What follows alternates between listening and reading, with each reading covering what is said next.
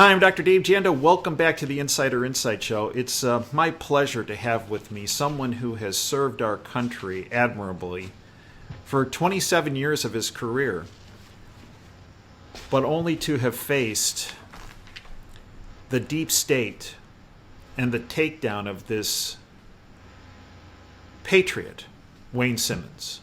Let me give you a little background on Wayne. He served 27 years in the United States military, U.S. civilian government operations. Wayne has worked throughout the Caribbean, Europe, Far East, and Central Asia. Wayne is a recognized subject matter expert in terrorism, narco-terrorism, and narcotics trafficking, arms smuggling, counterfeiting, cyber terrorists, and industrial and economic espionage. Wayne has received recognition from a number of civilian and military government officials at the highest level. Pentagon officials have deemed Wayne a subject matter expert on terrorism, terrorism operations, counterterrorism, and counter-narcotics initiatives for his active operations and understandings of terrorist groups and their psychological profiles, which he developed and honed while serving in hostile locations abroad for many years. Wayne currently is the terrorism analyst, consultant, and advisor to WSS International, LLC. He's an advisor and debriefer to Pentagon and other government organizations on counterinsurgency and terrorism. The story and what Wayne has been through, unfortunately, very unfortunately, will sound all too familiar to you. Wayne Simmons has been through an incredible ordeal that very few people could have endured. In fact, I believe the deep state's plan for Wayne was that they would put him through such an ordeal that he wouldn't live to tell about it. Well, he has. And in fact, when you listen to Wayne, he was the beta test. It was the business model of the deep state for what they did with General Mike Flynn, with Carter Page, with the FISA abuse situation. He was the first one or one of the first ones that they tried this business model on of late. And he's fought him every step of the way. Wayne, it's an honor to have you on our platform on the Insider Insight Show. Welcome. Thank you very much, Dave. It's a sincere pleasure to be with you. Thank you. Wayne, I want you to take us back to a very terrible date in your life, April 9th of 2014. Educate our viewing audience of what happened and then what transpired. Thank you, Dave. Yeah, a day, of course, I'll never remember. For me, it was December 7th. I got a rap on the door at about 7 in the morning, and of course that's pretty unusual for me. A couple of female FBI agents showed up, and they were there under the false pretense of investigating me for a financial crime, which I immediately knew was preposterous. So I allowed them in. I didn't have to, but I didn't have anything to hide, so I allowed them in, and they interviewed me. I would tell you that it was a pretty sloppy interview, just from what I know about interrogations and interviews. And they actually threatened me when we got into the house, and I said to them, I really don't have to do this interview with you. And she says, well, you better do the interview with me, or we will come back with a warrant for your arrest. And I just kind of shook that off. But folks should understand that I didn't take it lightly, and nor did my attorney, Joseph Schmitz, who was the former Department of Defense Inspector General. And Mr. Schmitz, of course, filed an immediate Inspector General action report, which is an IGAR, and it's a very, very powerful document. And it was actually levied against these two officers. So that's day one. They had already started. Fast forward, they, 18 months later, of course, raided my home at 6:30 in the morning with 15 heavily armed FBI SWAT team members. So when people saw this happen to Roger Stone, Wayne, the same thing happened to Roger Stone. This actually happened to you in 2050. Everybody said, well, gosh, that's the first time I ever heard about that with Roger Stone. In fact, Wayne, this exact same business model operation happened to you years before that. Absolutely, and it's worse. What makes it so heinous is that my new law firm, Joseph Schmitz, had represented me, and when we saw that things were in a place where we needed to get bigger representation, we then retained a law firm that you may be familiar with called Perkins Coie. Oh, that would be the same firm, wasn't it, Wayne, that was involved with the DNC, of course, the Hillary Clinton campaign, and actually was involved in the funding of Christopher Steele for the fake Russian dossier? Yes, it would be. Okay. Yes, it would be. And this was all going on at the same time, which is why they jumped at the chance to represent me. So I had had Perkins Coie representing me for a year. The day before they came to my house, we were on the phone with the FBI. So the next morning, unbeknownst to us, they, as you so aptly pointed out, raided the house Roger Stone-esque and ran through the house without a warrant, only had an arrest warrant, confiscated weapons that I was legally allowed to have, and then later, as we can discuss, turned around and charged me for those weapons because they claimed that I was a felon in possession of firearms, which I was not. When they arrested you, Wayne, did they even have the decency to read you your Miranda rights? No, they did not. And it was so egregious that they they sat me down in the chair, of course, and then, without the search warrant, searched the entire house. Now, my home was a pretty big home. In fact, it was a very big home. And so they spent quite a bit of time searching my home without a search warrant. Then they arrested me. And what did they charge you with, Wayne? Well, they charged me with at the time, with nothing. They just said I was under arrest and that I'd been indicted the day before. And then I found out that it was for major fraud against the government and a financial fraud, which never happened. So the major fraud against the government was that I was not a CIA contractor. That was their claim. And therefore, all the money that I had received from any government contract was a fraud against the government. The other one was transporting money across state lines, which was another nonsense. So then what makes it worse is when you're arrested, as you probably know, when you're arrested on a federal charge in a given district, a federal district, you are not allowed to be just taken across into another state or another district. You have to go, and it protects our rights, you have to go before the magistrate of that district. Well, I guess they forgot about that with me because they took me from Maryland into D.C. to the FBI office, then from the FBI office to another district into Virginia, where they locked me up in Alexandria because they had to have me in the Eastern District of Virginia, where the main crux of the corruption is coming from. Wayne, why were you targeted? Really, really simple. Over the years, as many people who knew me after 13 years appearing as a CIA contractor and an analyst, terrorism analyst on Fox for 13 years, I make no apologies. I'm not kind to the liberals or to the left, to the Democrats. I don't have time to be polite sometimes, so I'm pretty brutal.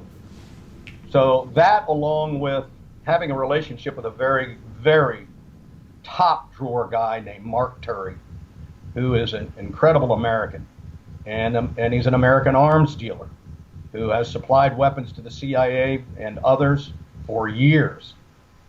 Mark Turry, of course, people may recognize his name as the other Hillary attack, when they claimed that Mark Turry was the one who provided the weapons to Benghazi for the terrorist attack, when in fact it wasn't Mark. They knew it was never Mark. And I had the relationship with Mark, so I saw things that many people had never seen, nor will they ever see. So I knew the truth. So when Mark was charged, and I would use the Fox platform justifiably to tell folks what I knew, that it was Hillary Clinton, the Secretary of State, and her minions that had performed what's called a parallel construction for the shipment of those weapons into Benghazi, not Mark. That put the big target on my back. It's one thing for me to be not kind to folks on television. It's another to point out that Hillary Clinton is the perpetrator of one of the most egregious crimes committed by a Secretary of State. So they apprehend you, that you finally realize what these charges are. Mm-hmm.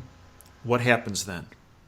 Well, they hold me, in a nutshell, they hold me for 33 days in Alexandria Detention Center because, according to the prosecutor, Paul Nathanson, who was as corrupt and may still be in private practice. I don't know. I don't think you change your feathers when you just move to a private practice, which he did. Paul Nathanson and Dana Bente, whose name you may recognize. Who signed the third fraudulent FISA warrant, I believe, against Right. Carter Page. That's a name that's familiar. Actually, I still think, and tell me if I'm wrong, Wayne, I still think he's at the FBI at this point. See, and I don't know where he is. They moved him around, so they're trying their best to hide these crooks. Yeah. So Dana Bente and Paul Nathanson convinced the court, and it wasn't Ellis yet, but the magistrate, that I was a danger to my community because Yeah, why? I was a friend of Mark Turry's. Oh. And Mark Turry was an arms dealer who was under indictment for crimes he didn't commit, and, by the way, would later be exonerated. The crimes would be dropped with prejudice, so they could never charge him again. So they held me for 33 days. Did you have legal representation at that point, or no? I had no representation for a couple of days, and then it gets worse, believe me. Upon reflection, sometimes I must have zoned out and used my training to just get through it. And so the magistrate gave me two totally unqualified public defenders because Perkins Coie, who had represented me pre-indictment and now should have been there with me because I was arrested. Correct. Decided that they could no longer represent me unless I gave them $500,000 in cash. Oh, how special is that? No, but listen, as I continued, and forgive me for being redundant, when I tell you it gets worse, this story continues every step to get worse and worse. This is while I am handcuffed and shackled, sitting behind the screen talking to Jay Caboo, the attorney from Perkins Coie, and he tells me, Wayne, when you go out there in front of the magistrate, you cannot tell them that we represent you. Do not mention our name. Now, if you give me $500,000, we will step up and represent you. Otherwise, you're on your own, buddy. Otherwise, you're on your own. And so I finally got in front of the magistrate, and I found out later that Coie had also delivered the same message to my sister and to my daughter, that your father needs to pay us $500,000 for us to represent him. So they broke off because I couldn't afford the $500,000 now. I had already paid a lot of money for me, $150,000 in pre-indictment costs. So, and certainly couldn't come up with $500,000. So now I had two public defenders. And how did that go? Well, that was splendid. I apologize, Dave. I have to laugh at certain things or it would make me crazier. So once I realized the incompetence, and listen, part of it is not their fault. They had no top secret clearances. They have no special top secret passes that you have to have or experience to represent someone coming from the dark world like I was. Now remember, the unique thing, one of the many about my case, was that the government all along said that I was absolutely not a CIA contractor. Mm-hmm. But every step of the way, the court ran as if I was a CIA contractor. In other words, they made the courtroom into a SCIF. And I know you know what a SCIF is for your viewers. Sensitized Compartmental Information Facility. Correct. So no one could come in, and no one was allowed to leave, no cell phones, but I wasn't CIA. So it's I would ask the poor public defenders what's going on, and they didn't. After two filings that I had to do personally to Judge Ellis, who was by now the judge who let me out of prison after 33 days. Okay. And did me a favor, and we were very pleased, and this is part of Judge Ellis's MO. He will do something for guys like Carter Page or General Flynn or myself to make him look like he is going to be fair. Then he drops the hammer. Then he absolutely drops the hammer. And as I watch him with these other defendants, I know exactly what he's getting ready to do, and it happens. So eventually, I go into court, and I ask Judge Ellis to please let me have representation by Raymond Mansalillo. Now, Ray Mansalillo is one of the top defense counsel in the country. Not only is he an outstanding man, but he has all the SIPA requirements. He has all of the top secret clearances, and he represents men like me in many districts all around the country that may or may run into certain kinds of problems. So Judge Ellis, of course, immediately refused. You will not be represented by anyone unless I tell you. And you can read all of this in the transcripts. So these are not my words. This is Judge Ellis. You will be represented by who I tell you will be represented by, because I'm paying for it. He's paying for it. The government. He's paying. It's not the taxpayers, but he is. He personally. Okay. That's right. So what ends up happening is Ray Mansalillo says, look, I will take the Criminal Justice Act fee, and I believe it was $115 an hour, which is what they have to pay the public defenders or any attorney. Mm-hmm. He says, absolutely not. You will take who I tell you to take. And he walks in his personal friend, William Cummings, Bill Cummings. Bill Cummings was the former U.S. attorney from 77 to 81, oddly enough appointed by Gerald Ford. And by Carter.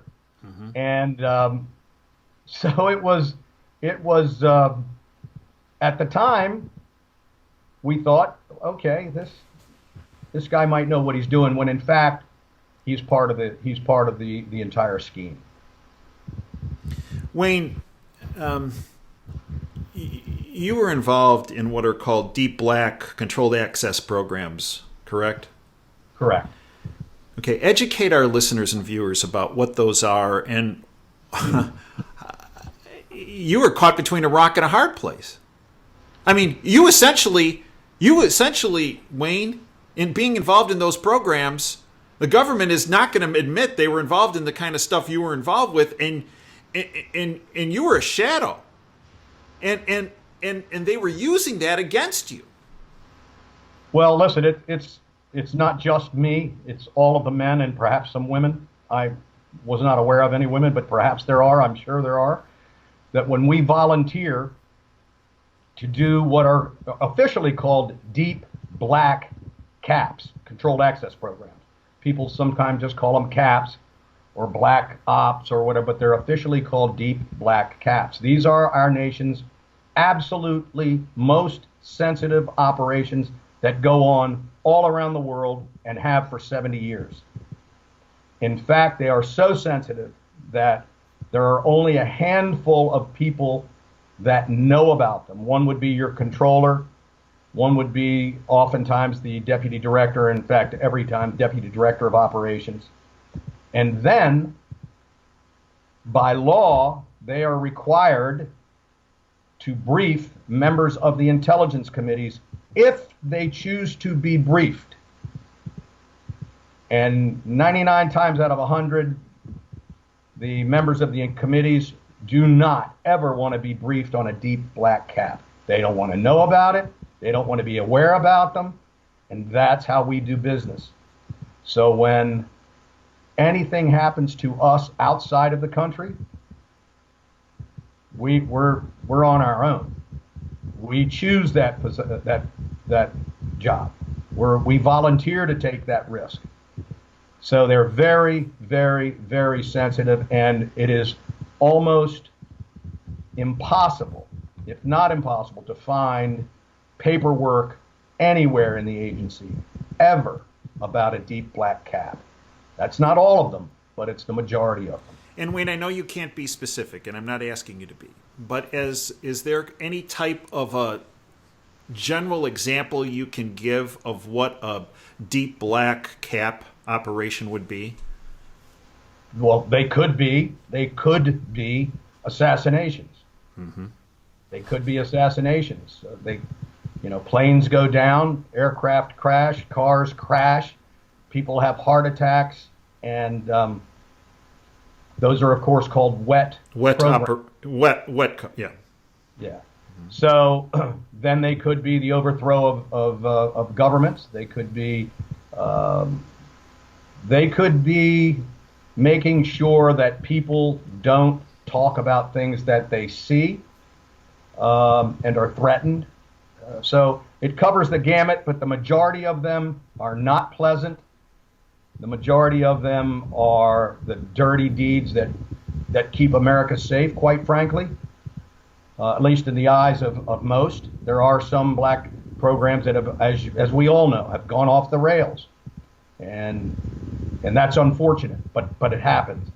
But I will assure the American people, from where I sit, 99% of them, well, 95% of them are an absolute necessity to keep this country safe. Now, Wayne, tell me if I'm wrong on this. General Tom McInerney and General Paul Vallely, two friends of ours, wrote a great article about you and your plight and your situation. And in the article, here's what they say, that in the summer of 2016, as you were being charged, it being said that you weren't part of the intelligence agencies, that you weren't a contractor, that you were not this. I mean, this is one of the things they always do. We don't know who this guy is. This guy is, he's off the charts. I mean, he's just making stuff up, right? I mean, we see this. This is the same model they used with a whistleblower on the illegal surveillance front with this Hammer situation, the parallel platform, this Dennis Montgomery. Same thing. Oh, we don't know. We don't know. Oh, we don't know. Oh, and, you know. But here's what Paul and Tom point out, that the case against you imploded in the summer of 2016 after you, Wayne, provided the House Permanent Select Committee on Intelligence, chaired at the time by U.S. Congressman Devin Nunes, with detailed records of your operation files. Is that accurate? Yeah, that's absolutely accurate. And I was, as you alluded to earlier, when you said I was caught between a rock and a hard place. It was very difficult for me to prove my bona fides outside of a top secret secured environment, because they would claim that I wasn't a contractor. And the moment I said anything that was classified, you're in jail. Remember, oh, gee, that's right, he is a contractor, and now he violated his top secret clearance. And you go straight to Leavenworth. And they would have and they would be right. and they would be right. Yep. So I would not have an argument there because I would have violated my oath. And this is exactly what they did with this whistleblower on these illegal surveillance platforms. They hit him with a state secrets privilege so he couldn't talk. And if he spoke, right? Oh, That's you can right. speak. Go ahead, speak. Go. Hey. Yeah, please. Hey, come on. And next thing you know, he's in Leavenworth.